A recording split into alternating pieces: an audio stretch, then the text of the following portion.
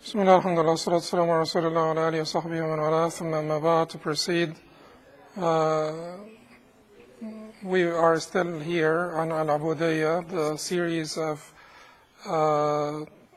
lectures on Al-Ubudiyyah, this book. Al-Ubudiyyah means slavery.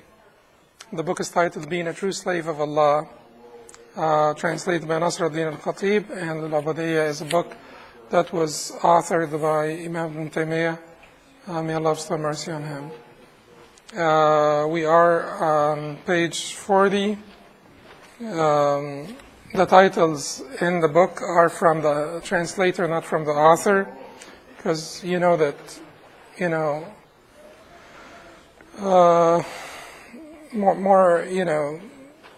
the more traditional books, they wouldn't have a lot of titles and subtitles and so on. So just for facilitation and simplification, some of the translators and the editors of books, in the reproduction of old books, they add titles and subtitles. I would prefer that they do this, they put them between brackets, cornered brackets, so that people would understand, would know for sure what is the authors and what is the translators. He did mention in the preface that he will be adding titles, but they are not put between cornered brackets, which would have been preferred, just for a visual distinction between that which is the authors and that which is the translators. Well, last time we were talking about false claims of gnosis, those two titles, false claims of gnosis and confuse the views of Qadar. False claims of gnosis. Do you remember what we were talking about? Yeah.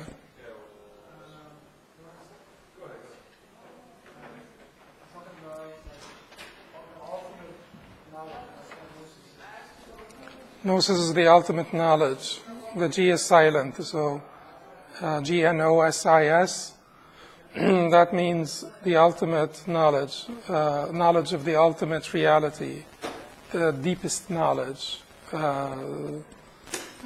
deepest recognition of the true reality of this existence. All of this should not be in any form of conflict with the Shara, because the Shara is the truest truth. So there should be no conflict between this and the Shara. The ultimate reality is that Allah created us for a purpose, and to Him shall we return. Basically, that is the ultimate reality, and that we are dependent on Him for our sustenance, for our existence to begin with, and sustenance in every sense of the word, sustenance. Now, some people claim that that there is an ultimate reality, which is to believe in Allah subhanahu wa ta'ala being the one in control of all existences, and not only that, of all happenings, all actions in the universe. And once you have reached that level of belief, then you're not bound by any obligations or prohibitions anymore, because you have reached Yaqin or certainty, and they misconstrue the meaning of وَعْبُدْ رَبَّكَ حَتَّى يَأْتِيَكَ الْيَقِينَ, and worship Allah or worship your Lord until certainty had come to you, to mean certainty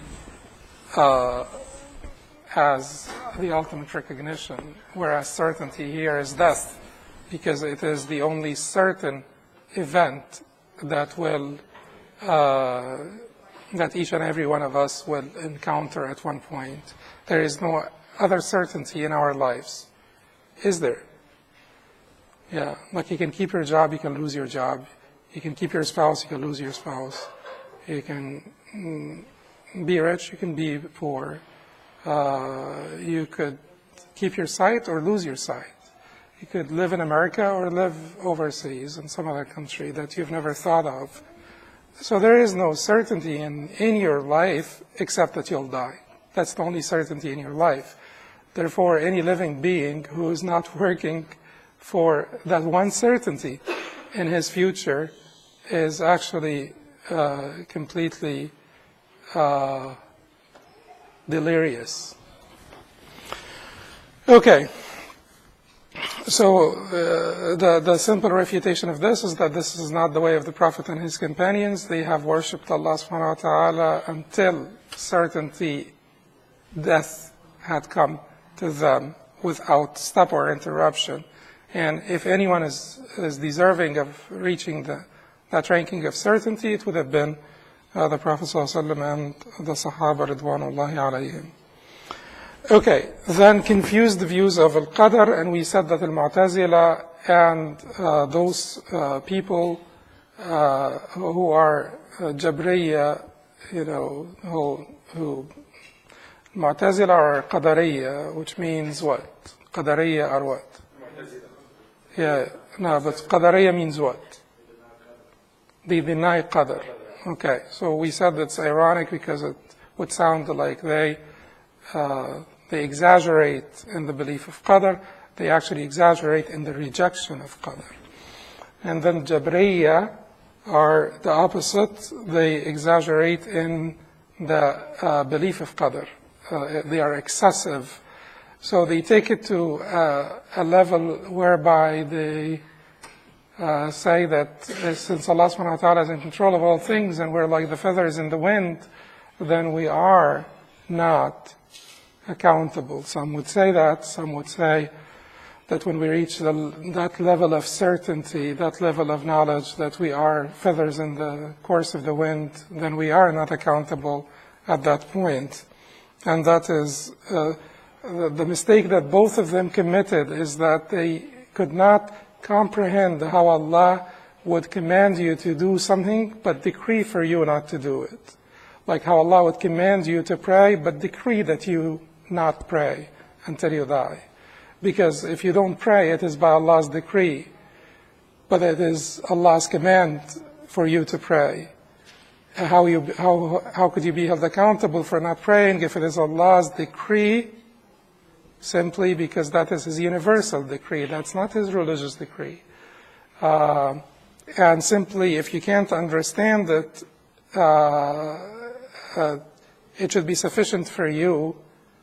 It should be sufficient for you that Allah subhanahu wa ta'ala told you of it. That Allah told you of His superseding qadr, will, overriding will. وَمَا تَشَاءُونَ إِلَّا أَنْ يَشَاءَ اللَّهُ, and you will not until Allah so wills. And it should have been sufficient for you that Allah told you that you will be held accountable. كُلُّ نَفْسٍ بِمَا كَسَبَتْ رَهِينَ إِلَّا أَصْحَابَ الْيَمِينِ. Every soul shall be held accountable, or shall be liable for what it earned. Shall be liable for what it earned. Okay. So, yeah, and it would help you as well to comprehend this. It would help you to sort of try to understand that, yes, I do have some degree of willpower, because I can say I will move this book, inshallah, from the right to the left, and I move it. I'll bring it back, inshallah, from the left to the right, and I bring it. I am a willful agent. I do have a will. Yet it is quite obvious that I am not in control.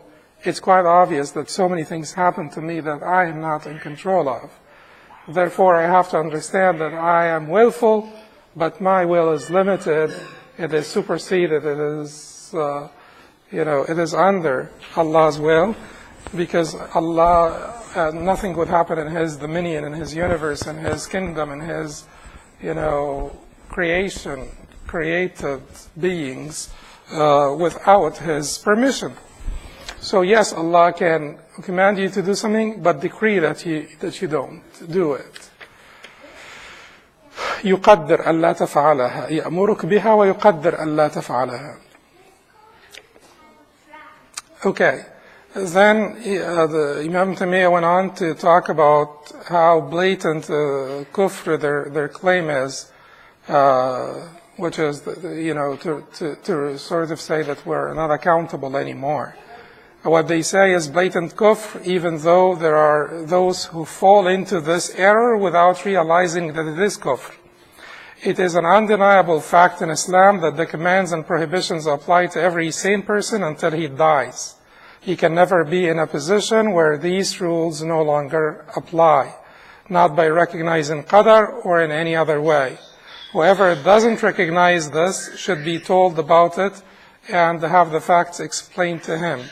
Then if he persists in this belief that the commands and prohibitions may no longer apply to some, he should be executed. We're not executing anyone in America, by the way. We said that the Hudud do not apply outside of the land of Islam.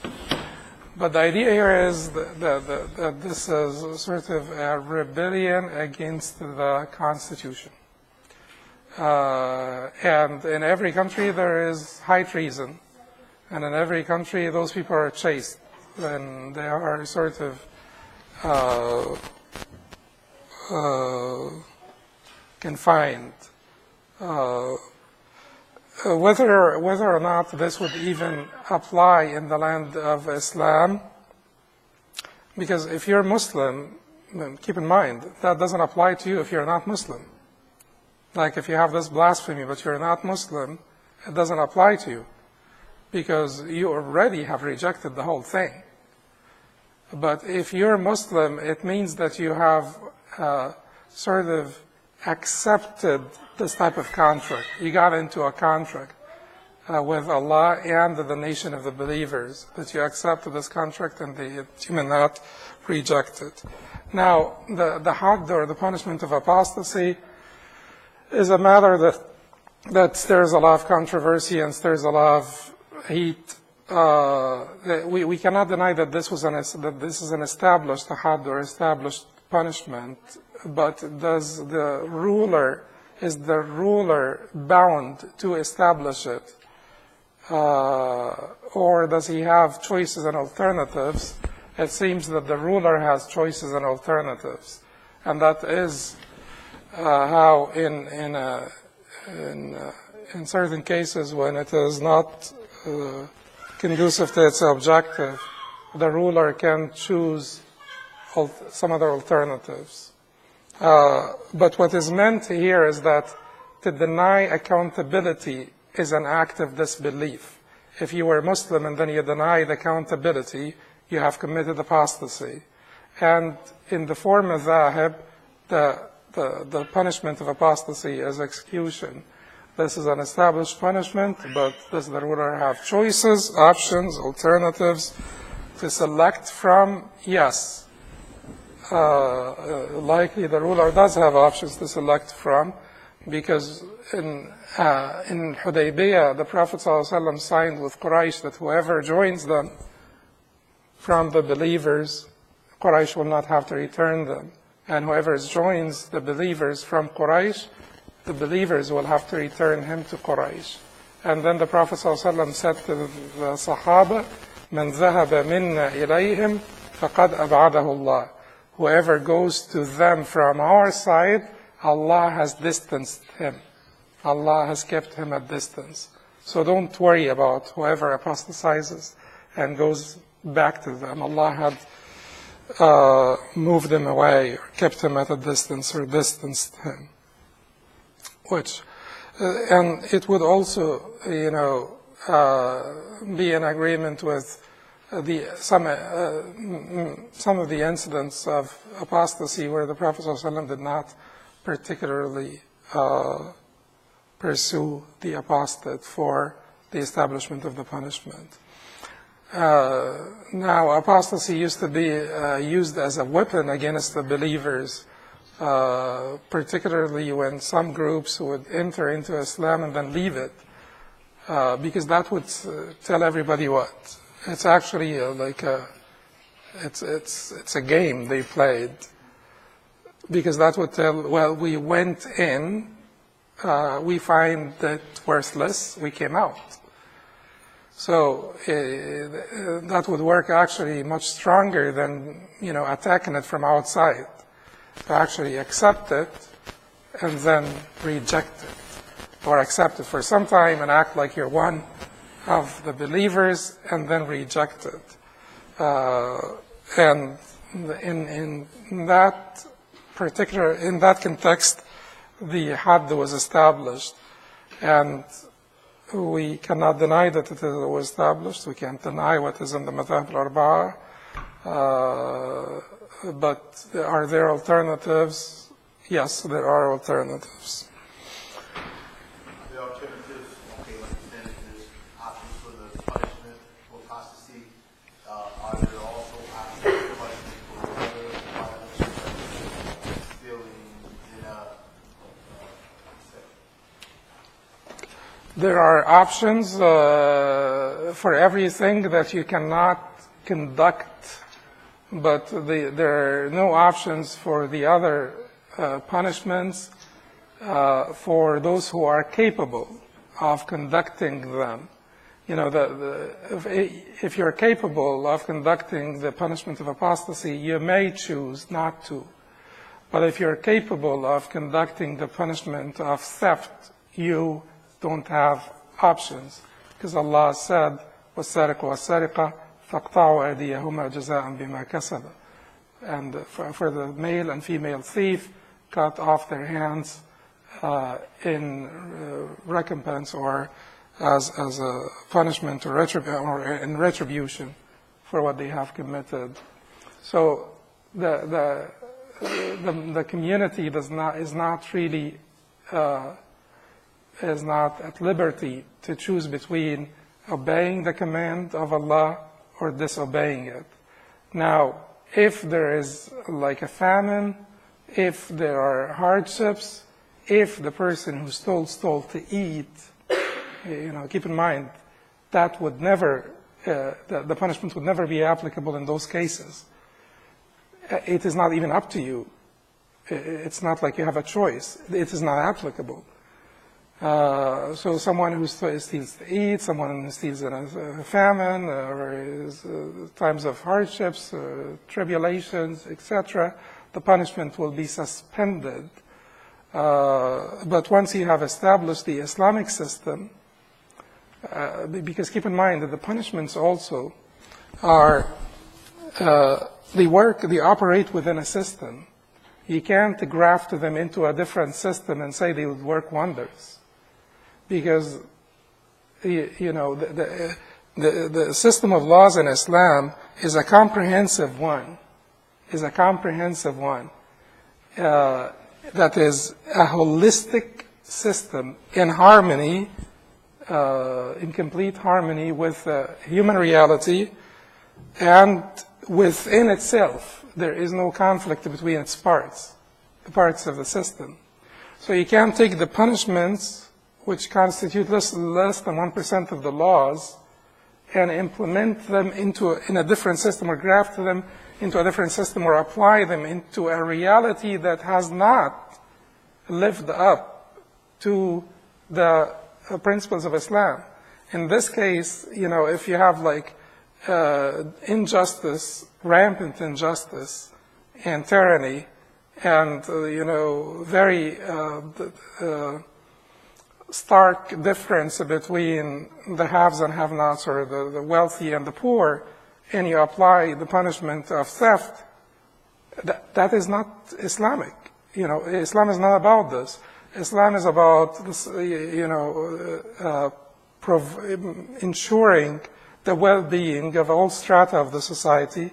Islam is about, not going to sleep full when your neighbor is hungry. Islam is about all of that. Once you have established that system, then the one who transgresses and steals from his brother, after that system has been established, is deserving of the punishment. But if you come in a reality where there is a sort of just like a huge, enormous discrepancy between the socioeconomic strata in the society, and then you establish a system like this, establish a punishment like this in a system that never cared for the less fortunate and made them a priority to uplift them, then it would be tyrannical and cruel and unfair. So it is within a system that establishes sufficiency and sort of, protects human honor and dignity, et cetera, et cetera. Now, once you have established that system, the punishments would come as the cherry on the top of the cake. That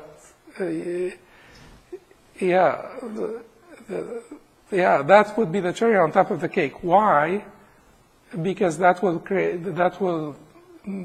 actually provide safety for the society, and it will also be in the best interest of the potential criminals, because there is the criminal and the potential criminal. And all criminals have been at once potential criminals, because you are not born criminal. You think about it, so if there was enough deterrence for you in that phase of thinking, considering, if there was enough deterrence for you, you would not choose a life of criminality in the first place. So those punishments work for deterrence. That's why in the United Nations they condemn Saudi Arabia so much, the amnesty and not amnesty and so on, for the capital punishment against drug trafficking and trade of drugs inside Saudi Arabia. And then eventually the amazing thing, and I have the United Nations commented on this, is that not only that drug trafficking came down to a minimum in Saudi Arabia, but also the executions started to diminish dramatically, the executions of those who trade drugs and, smuggle them into the country started to diminish dramatically. So you achieved both good ends. You deterred the criminals from trading in drugs, and you protected the whole society, the youth that would have been subject to those poisons. You protected them. And if you think about it, the punishment system in Islam, which is al-Hudud, is not called the uqubat, it's called the Hudud.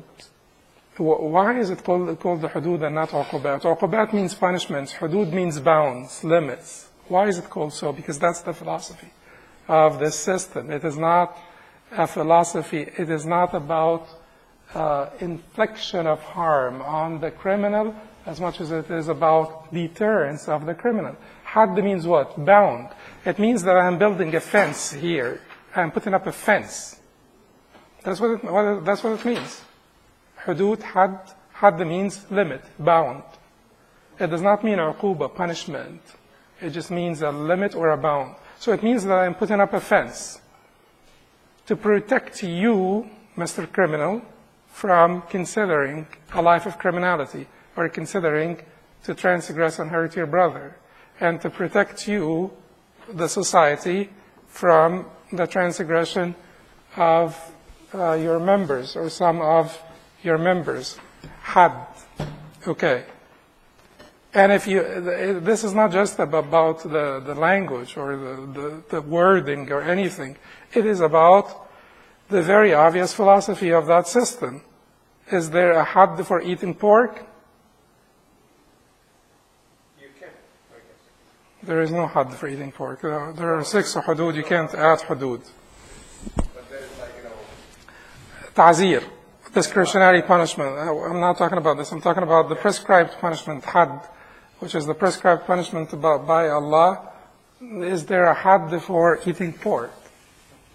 Is there a hadd for usury? Riba. Riba is worse or fornication? Riba is worse. Well, riba is, some of the reports with controversial authenticity, 36 times worse than fornication. So riba is a whole lot worse than fornication. But there is no had for riba. So why?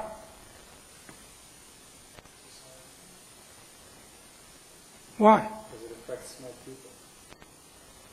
What affects more people? Riba affects more people.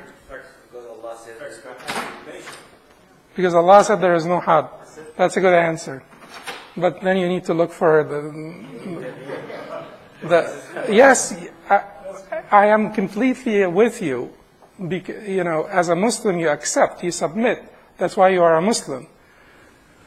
But then that does not prevent the scholars from contemplating the wisdoms. So, if you think about it, yes, because if we say it's a deterrence philosophy, not a punishment philosophy, then it's about deterrence. And so why are you deterred? Because riba is not that tempting.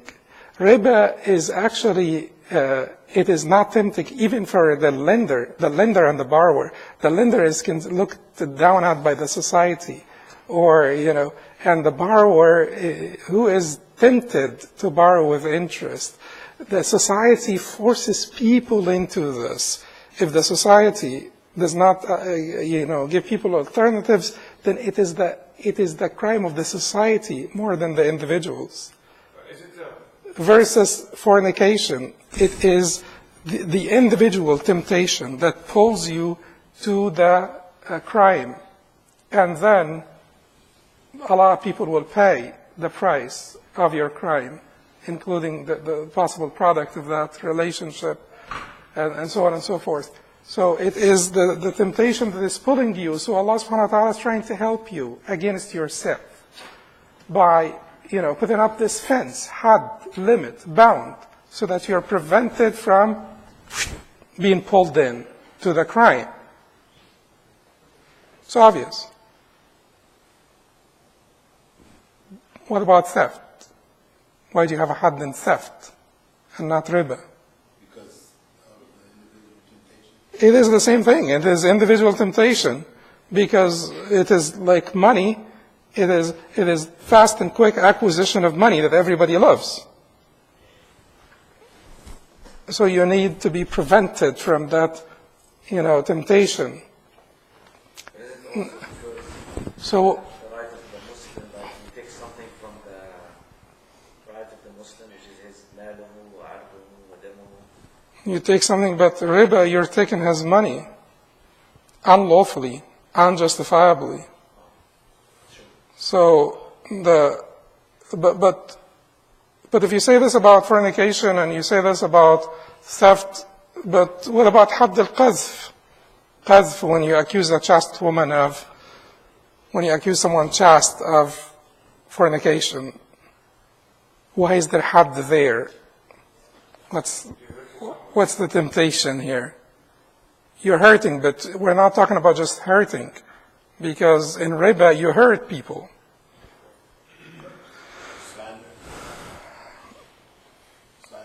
Yeah, but in light of what we are talking about, in light of what we're talking about, that it is a deterrence, it is the philosophy of the prescribed punishments in Islam is one of deterrence, not one of infliction of pain or harm on the criminal. You don't have any pulling force, but you have an enormous pushing force, anger. When do people do this? It is when they're angry. And anger is a pushing force. Because once people are angry, they act, crazy and completely irrational. So even if there is no pulling force to make that accusation or to curse or to call the woman that name or something of that nature, if there is no pulling here, but there is a huge pushing force, which is your anger. And when people are in a state of anger, they can do all irrational things. So that is why like a fence is put up in front of your face to remember when you're pushed by your anger, remember that, if I say this, I get, whipped this many times or flogged this many times. And that would deter you, and that will help you against your anger. The other one will help you against your temptation. You as a human being, as a potential offender, you need help. And Allah is helping you by those fences or limits or bounds. So it is all a deterrence issue. That's why there is no had for eating pork, because after all, once you smell it, you should run away. And there is not that much temptation. Have you ever been tempted to eat pork? I've never seen a Muslim store who sells pork. I'm not talking about bologna or hot dogs. Like pig's feet, pig's tail, skin, and he told me it was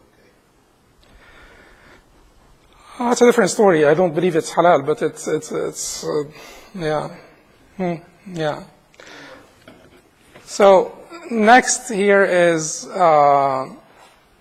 those ideas have become widespread among many of the latter generations. Those ideas of the drop of accountability have been widespread.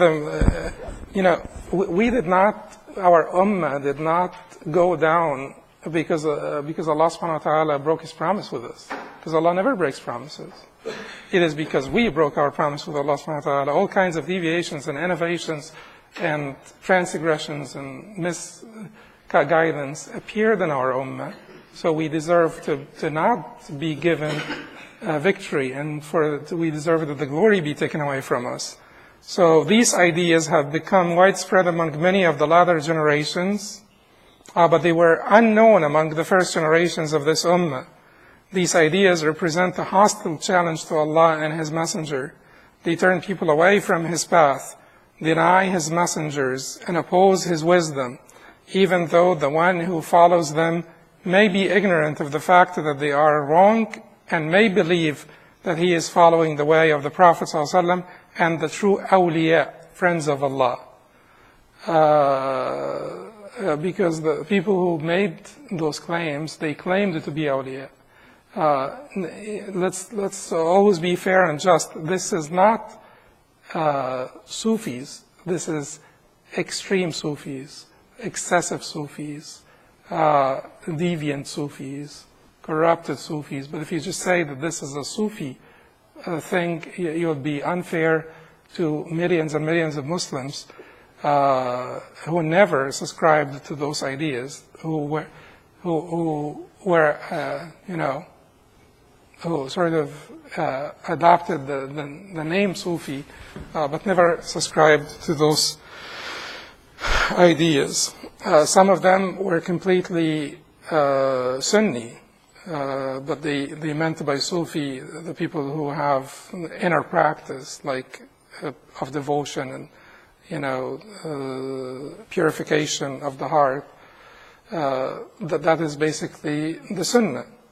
And therefore, we prefer to not use words that have vague connotations and vague definitions, because what's Sufi after all? Does it come from Sufis, which is the philosophers, Sophia, wisdom in Greek? Does it come from Suf, wool? But why would you be named after wool? Does it come from Safa, purification? No one knows where it comes from. And all of those have been suggested, but no one really knows where it comes from. Therefore, it's a terminology that is vague, it's vague in its definition, and it could lead to the slippery slope, because you could be called Sufi and you're completely fine, but then your next door neighbor in that doctrine is corrupt, and then the next one is a disbeliever or something of that nature. And so the word that Allah used is tazkiyah. Yeah. So why don't we just use this word instead of tasawwuf, tazkiyah? It's a word that Allah used. يُعَلِّمُهُمُ الْكِتَابَ وَالْحِكْمَةَ وَيُزَكِّيهِمْ. Yeah, He teaches them the book and the wisdom, and He purifies them. Let's use tazkiyah instead of a word that the Prophet ﷺ never heard of. Or, it was not used during the time of the Prophet ﷺ. It was not used during the time of the Sahaba, Ridwanullahi alayhim. So why come up with a new word? Someone can say, well, the same thing applies to Salafism. I would say that we should not name ourselves Salafist or Salafi. Just we're Muslim and that's enough. But to say that I follow the path of the Salaf, like I'm a Salafi in my subscribing to the path of the Salaf, I'll be completely fine. Why? Because you're talking about something that is well-defined. Well-defined. Who are Salaf? The first three generations. And the first of the first three generations is the most deserving of the word Salaf. So if there is a conflict between the first and the second, then we refer to the first. And who is the first? The Sahaba of the Prophet ﷺ, the direct students of the Prophet ﷺ. So in this way, it is well defined. And now, if someone calls himself Salafi and then he deviates, that's his problem. Because someone could call himself Muslim and deviate. And we're not going to give up Islam because someone called himself Muslim and deviated. And we're not going to give up Ahl Sunnah al Jama'ah because some people called themselves Ahl Sunnah al Jama'ah and deviated. There actually used to be a state in West Africa called the Muwahhidun. And those people were really deviant, but they called themselves the Muwahhidun. But are we going to give up Tawheed for them? No, we are not. As long as the term itself is well defined, we can use it. Because even if people deviated, then we can go back and refer to the term. What does that term mean? The term means to follow the Quran and Sunnah according to the understanding of the Salaf, the righteous predecessors, the Sahaba of the Prophet ﷺ. So it is a well-defined term, and therefore it will keep us from deviation. Although I would not use it as a name, use it as an adjective, not as like a title, and as an adjective to describe what you believe in. I believe like the Sahaba, I practice like the Sahaba, I think like the Sahaba, I approach the deen like the Sahaba. Yes? So this is the characterization of the problem, or when they say self or this or that, so what's the problem there? No, I was talking about the fact that we should rather use tazkiyah instead of Sufism, because when you have a terminology that is vague, it will result in problems. It will result in some people, for instance, some people talking all kinds of, or like sort of throwing all kinds of accusations on Sufis, which will include people that are very good and people that are very bad, people that are very Muslim and people that are very kafir. And they all fall under the umbrella because they all sort of subscribe to that path, or that name is ascribed to them.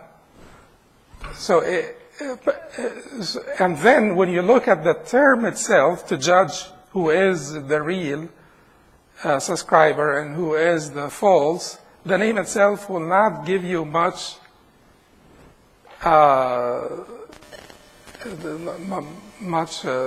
reference point, because the name itself, we don't know where it came from in the first place. But we can use tazkiyah. I am just saying this so that you do not say Sufis believe this to something like the denial of accountability, because you will be unfair, because not all of them believe this, or not everyone who calls himself Sufi believes this.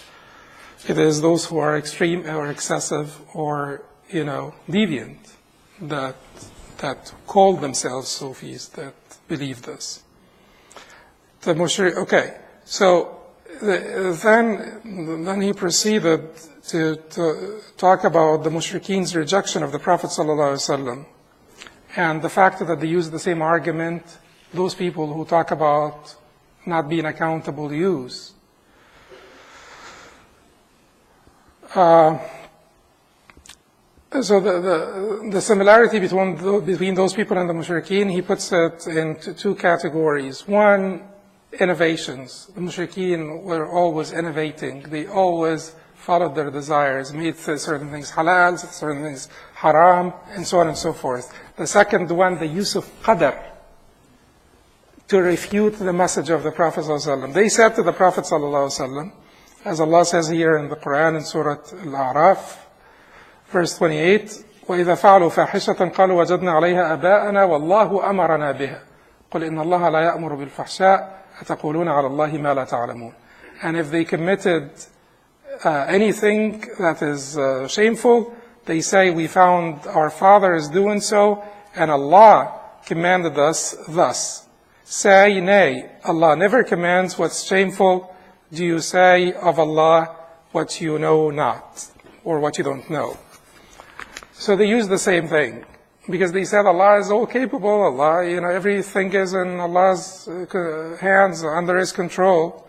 They also said, as in Surah Al-An'am here, سيقول الذين أشركوا لو شاء الله ما أشركنا ولا آباؤنا ولا حرمنا من شيء. So it means those who give partners to Allah will say, if Allah had wished, we would have not given partners to Him, nor would our fathers, nor would we have made any taboos or forbidden anything that is not forbidden by Allah. Because there are certain types of animals that they used to forbid, forbid eating them, forbid riding them, and so on and so forth. So the people who talk about, the sort of the deny accountability, they're using the same argument. Since we're feathers in the wind, and we accepted, not only that we were feathers, but we also accepted, to be those feathers in the wind. We accepted Allah's decree. We're the highest in Iman. You don't know anything about Islam. And it's amazing that people who want to take us to the wrong place always claim that it is just like the same thing. So the staunchest secularists in the East are a bit more interesting than secularists in the West. Secularists in the West, they would tell you, I don't believe in religion. That's it. Secularists in the East are like funny, and they're quite self-contradictory to make you really spin around yourself, because it's just a very, very self-contradictory. The fallen contradictions, there are countless. Because they tell you that we're the true believers, you are distorting Islam, you're using Islam for your ends. What ends? You want control, you want authority, you want power, you want the presidency, you want the government, and so on and so forth. But how could 4 million people, or 5 million people, or 6 million people in Egypt become president? It is just not. How could all of those people want to be the president? And how could they suffer for 80 years or 100 years in prison cells and get executed and so on and so forth, and tortured, and or get sent to out in the desert and never get back home because they're just looking for power? What kind of craziness is this? To be looking for anything like that if you are in and those prison cells, by the way, they're not like here in America. If you don't have experience of prison cells back home, you probably will never be able to imagine what prison is like. back home in many Muslim countries, or most Muslim countries. So in other words, they always claim that we're the ones who are true believers. And then the writings sometimes, so they are trying to protect the purity of religion from the filth of politics. Which means what? Which means, well, keep religion out of here. The only way to protect religion is to basically deactivate it, is to basically sideline it, is to basically forget about it in public life, so that it does not get dirty. So basically, Not ruling with it. huh? No, not ruling with it. It is basically to forget about it so that the religion doesn't get dirty, because once you get it into politics, the religion gets, affected by the dirt of politics. So in other words, if you want to keep yourself clean and so on, don't leave your home. Don't go out to work in the morning, because otherwise you get dusty and you stay home. And they have such like funny arguments. But again, the idea here is those Mushrikin were actually arguing with the Prophet ﷺ as if he doesn't really understand. Like he doesn't really understand the true reality of things. So they were telling him, you don't know what Allah, Allah is all powerful, Allah is in control. Had he not wanted of us to believe in him, in other words, he would have not led us. Had he not wanted us to ascribe partners to him, he would have not led us. Had he not wanted us to call haram halal and halal haram, he would have not led us. So it is you who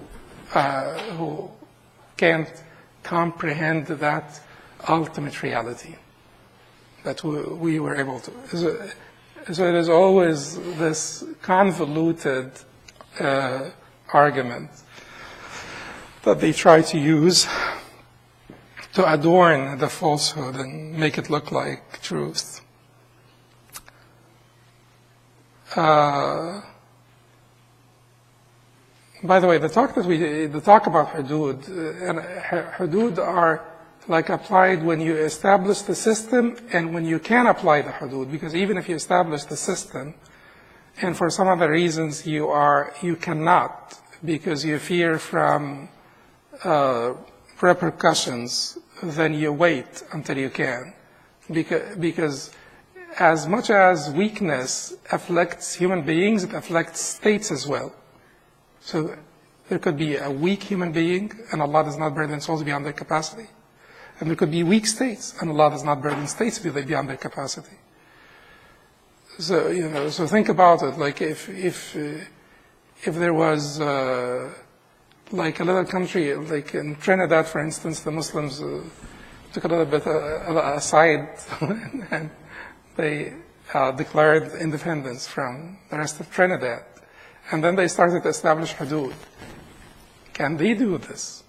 In our times, likely not. More than likely not. Therefore, they should wait. These people may, okay. So he talks about how they mix things up and they call this innovation a reality, and so on and so forth.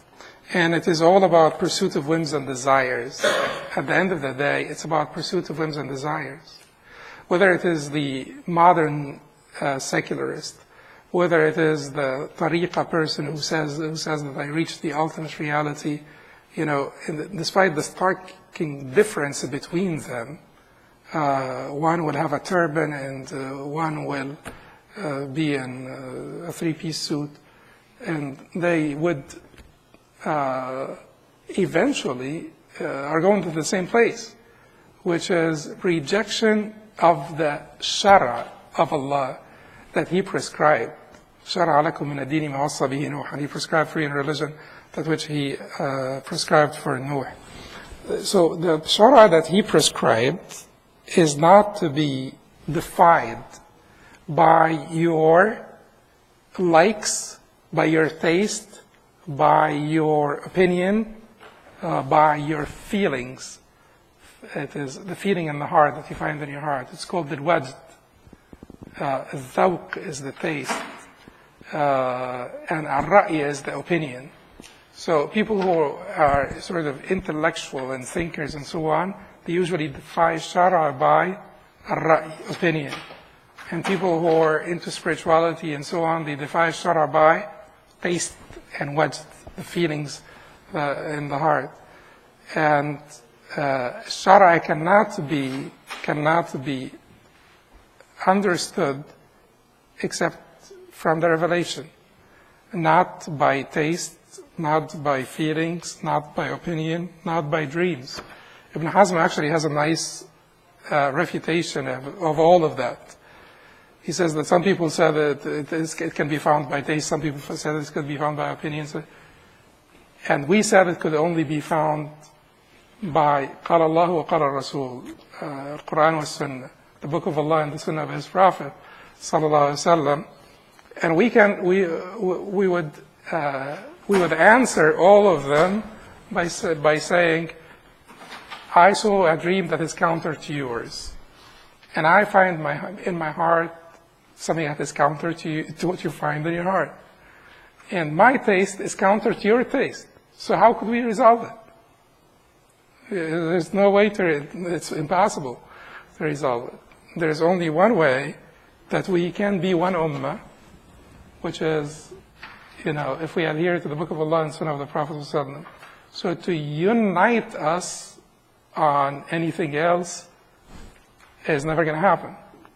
But that does, at the same time, that does not mean that we have to agree on every understanding or every opinion regarding the Book of Allah. We have to agree on the approach that we accept, the Book of Allah and the Sunnah of the Prophet ﷺ is the ultimate preference.